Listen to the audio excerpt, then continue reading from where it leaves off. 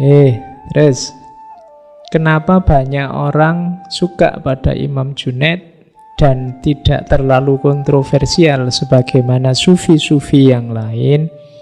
Karena dalam Imam Junaid ada mempertemukan syariat dan hakikat.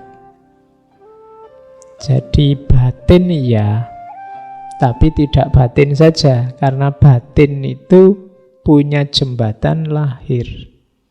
Katanya Imam Junaid, ilmu kami diukur dengan Al-Quran dan Sunnah.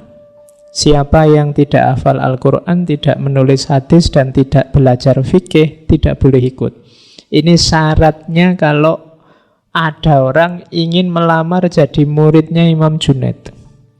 Jadi selalu katanya Imam Junaid, ilmu kita ini ukurannya Quran dan Sunnah. Maka yang mau jadi muridku harus hafal Al-Quran, pernah nulis hadis, berarti dia belajar hadisnya dalam, kemudian ngerti fikih, baru tasawuf. Kalau Quran tidak ngerti, Sunnah tidak ngerti, fikih tidak paham, jangan belajar sufi dulu. Nah itu maunya Imam Junaid. Imam Junaid ini juga faqih, dia kepala qadhi pada zamannya. Jadi syaratnya saya tidak tahu kalau kalian ngelamar diterima apa enggak. Abot, hafal Quran, ngerti hadis, ngerti fikih, baru boleh ikut jadi muridnya. Dan muridnya banyak. Imam Junaid itu muridnya banyak. Meskipun beliau ini tidak terlalu suka ceramah, tidak terlalu suka khutbah. Banyak orang minta Imam Junaid itu khutbah di awal-awal beliau jadi sufi, tapi tidak ada satupun yang diterima.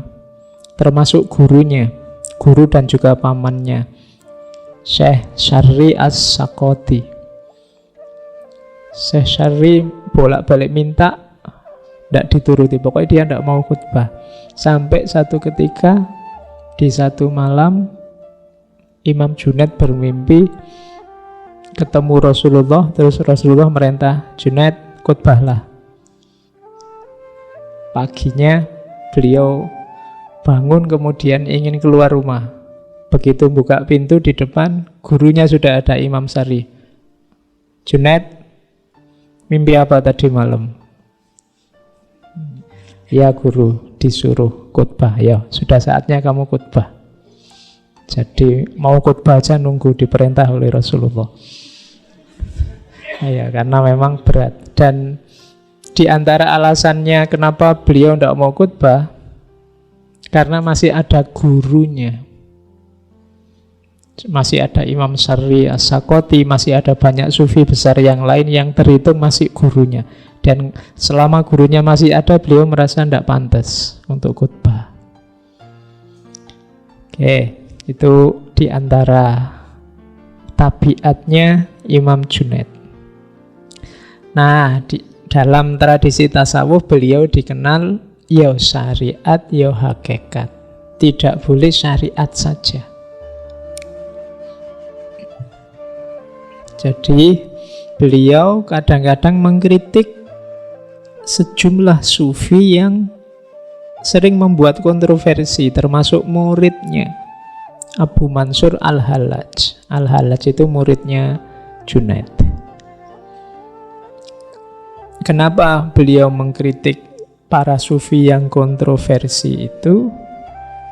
Bukan karena anti sama ajarannya, tapi menurut Imam Junaid kontroversi satohat yang kontroversial ini hanya bikin rumit, hanya melahirkan polemik, kadang-kadang terus ditunggangi penguasa. Orang awam itu levelnya tidak sama dengan para sufi, katanya Imam Junaid. Kalau diberi hal-hal yang kontroversi mesti rame, terus gegeran. Nah, kalau sudah penguasa masuk, ini bisa dipolitisir, entah yang pro, entah yang kontra. Maka katanya Imam Junaid, sebaiknya para sufi tidak memproduksi gagasan-gagasan yang kontroversial, yang hanya nambah masalah saja. Oke, ini yang membuat nanti tasawufnya Imam Junaid banyak disukai karena beliau tidak meninggalkan syariat.